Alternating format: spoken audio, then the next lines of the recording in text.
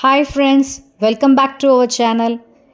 இன்றைக்கி நம்ம வீடியோவில் விளக்குக்கு எப்படி பொட்டு வைக்கிறது, என்ன டைமில் விளக்கு ஏற்றணும், என்னென்ன நல்லது, அதனால் என்ன திரி போடணும் அப்படின்னு விளக்கத்தோடு நம்ம இன்றைக்கி வீடியோவில் பார்க்க போகிறோம். ஃப்ரெண்ட்ஸ், சப்ஸ்கிரைப் பண்ணாதவங்க இது வரைக்கும் நம்ம சேனலை சப்ஸ்கிரைப் பண்ணிவிட்டு தயவுசெய்து பார்க்க ஆரம்பிங்க. ஃப்ரெண்ட்ஸ், வாங்க வீடியோக்குள்ளே போகலாம். விளக்குக்கு பொட்டு வைக்கிறதுக்கு முன்னாடி நல்லா கழுவி சுத்தமாக இந்த மாதிரி க்ளீனாக வச்சுக்கோங்க. விளக்கு எப்போவுமே கருப்பாக இருக்கக்கூடாது, நல்லா இது மாதிரி பளிச்சுன்னு சுத்தமாக இருக்கணும். அப்போ தான் நம்ம வீட்டுக்கு லக்ஷ்மி வாசம் செய்வாங்க. இந்த மாதிரி விளக்கு உங்களுக்கு பளிச்சுன்னு கடையில் வாங்கின மாதிரி புதுசாக இருக்கணும்னு நினச்சிங்கன்னா அது எப்படி விளக்கை சுத்தம் பண்ணுறதுங்கிறதையும் நான் ஃப்யூச்சரில் நம்ம சேனலில் நான் வீடியோவாக போடுறேன், நீங்கள் பார்த்து தெரிஞ்சுக்கோங்க. ஃப்ரெண்ட்ஸ், விளக்கு கழுவுறதுக்குன்னு சில நாள் இருக்குது. அதாவது என்ன கிழமையில் நம்ம கழுவக்கூடாது அப்படின்னு பார்த்தீங்கன்னா, செவ்வாய்க்கிழமையும் வெள்ளிக்கிழமையும் விளக்கு கழுவாதீங்கங்க. அன்றைக்கி நம்ம எப்போவுமே வீட்டில் விளக்கேற்றி சாமி கும்பிடணும். அதனால் அன்னைக்கு விளக்கை சுத்தம் பண்ணாதீங்க. செவ்வாய் அல்லது வெள்ளி அதை தவிர்த்துட்டு மிச்சம் எந்த நாள் வேணால் நீங்கள் விளக்கை சுத்தம் பண்ணலாம். விளக்கு க்ளீன் பண்ணும்போது, ஃபார் எக்ஸாம்பிள், இப்போ நீங்கள் வெள்ளிக்கிழமை விளக்கு ஏற்றணுன்னா வியாழக்கிழமை நம்ம அதை சுத்தம் பண்ணுறோம், கழுவுறோன்னா அதில் இருக்கக்கூடிய மிச்ச எண்ணெய் இருந்ததுன்னா ஏதாவது ஒரு சின்ன பாத்திரத்தில் ஊற்றி வச்சுட்டு திருப்பி நம்ம விளக்கு கழுவுனதுக்கப்புறம் அதை யூஸ் பண்ணிக்குவோன்னு பண்ணாதீங்க. தயவுசெய்து அந்த மாதிரி பண்ணக்கூடாது. அந்த எண்ணெயை கீழே ஊற்றிடணும், அது நம்ம வீட்டுக்கு நல்லது இல்லைங்க. விளக்கு ஏற்றும் போது நம்ம எங்கேருந்து எங்கே வரைக்கும் ஏற்றணும், அதாவது இப்போ நீங்கள் வீட்டில் வாசலில் விளக்கு ஏற்றுற பழக்கம் எப்போவும் உண்டுன்னா ஃபஸ்ட்டு வாசலில் ஏற்றி வச்சுட்டு தான் வீட்டில் சாமி அறைக்கு முன்னாடி விளக்கு ஏற்றணுங்க. அதுதான் பழக்கம். அட்லீஸ்ட் மினிமம் ஒரு ½ அன் ஹவராவது நீங்கள் விளக்கு ஏற்றுனது இருக்கணுங்க. இப்போ விளக்குக்கு பொட்டு வைக்கிறது அப்படின்னு பார்த்தீங்கன்னா மஞ்சள் குங்குமம் தான் நம்ம வைப்போம். ஸோ மஞ்சள் குங்குமம் எந்த விரலில் வைக்கணும்னா நம்ம மோதிர விரலில் தான் வைக்கணும். அதை தவிர்த்து இந்த பாம்பு விரல்னு சொல்லக்கூடிய அந்த விரலெல்லாம் நம்ம வைக்கக்கூடாதுங்க. விளக்குக்கு பொட்டு வைக்கிறது பார்த்திங்கன்னா எப்போவுமே ஒற்றைப்படையில் வைக்கணுங்க. அதாவது 3, 5, 7 அந்த மாதிரி ஒற்றைப்படையில் வைக்கணும்.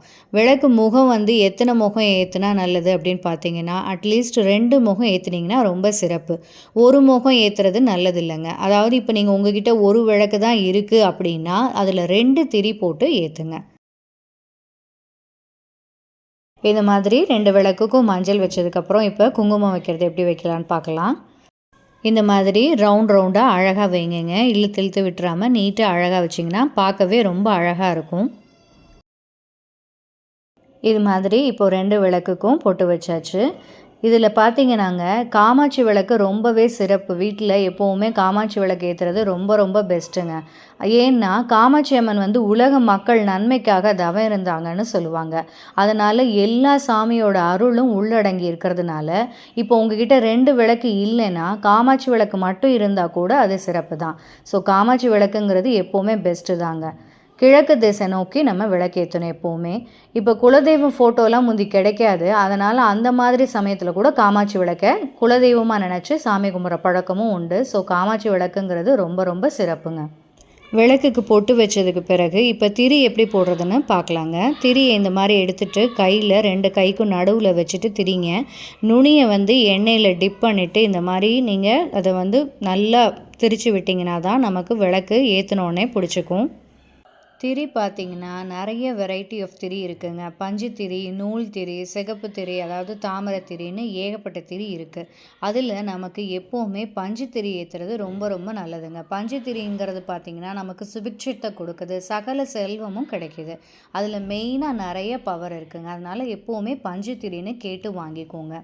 வீடு வாங்கணும்னு நினைக்கிறவங்க 5 ருபீஸ் காயின் இருக்குல்ல, அதாவது கோல்டன் கலரில் வரக்கூடிய 5 ருபீஸ் காயினை விளக்குக்குள்ளே போட்டு ஏற்றிக்கிட்டே வந்தீங்கன்னா நீங்கள் நினச்சபடிக்கு வீடு சீக்கிரமாக வாங்கிடலாம். நீங்கள் விளக்கு க்ளீன் பண்ணும்போது அந்த காயினையும் சேர்த்து கழுவிட்டு க்ளீன் பண்ணிவிட்டு நீங்கள் பீரோவில் வைக்கலாம். வெள்ளிக்கிழமை மட்டும் நீங்கள் அந்த மாதிரி கும்பிடணும் அப்படின்னு நினச்சிங்கன்னா அன்றைக்கி மட்டும் அந்த 5 ருபீஸ் காயினை போட்டு விளக்குக்குள்ளே போட்டு கும்பிடலாம். வீடு வாங்கிறதுக்கான பிரார்த்தனைங்க அது. விளக்கு ஏற்றுறது எந்த டைமில் ஏற்றுனா நல்லது அப்படின்னு கேட்டிங்கன்னா காலையில் பிரம்ம முகூர்த்தத்தில் ஏற்றுனா ரொம்ப ரொம்ப நல்லது. சிம்பிளாக சொல்லணும்னா காலையில் 6 மணிக்கு முன்னாடியும் சாயந்தரம் 6 மணிக்கு அப்புறமும் சூரியன் மறைந்ததுக்கு பிறகு சாயந்தரம் 6 மணிக்கு பிறகும் நம்ம ஏற்றுனா ரொம்ப ரொம்ப நல்லதுங்க. ஒரு நாளைக்கு 2 தடவை ஒரு வீட்டில் விளக்கேற்றுனா மகாலட்சுமி நம்ம வீட்டிலையே குடியிருப்பாங்க. அதனால் விளக்கேற்றுறது அந்த டைமில் ஏற்றுற மாதிரி பார்த்துக்கோங்க. விளக்கேற்றினதுக்கு அப்புறம் நம்ம மலை ஏற்றணும் அப்படின்னு நினச்சிங்கனாலோ இல்லை விளக்கை தூண்டணும்னு நினச்சிங்கனாலோ நம்ம கையை அந்த விளக்குக்குள்ளே விடக்கூடாது.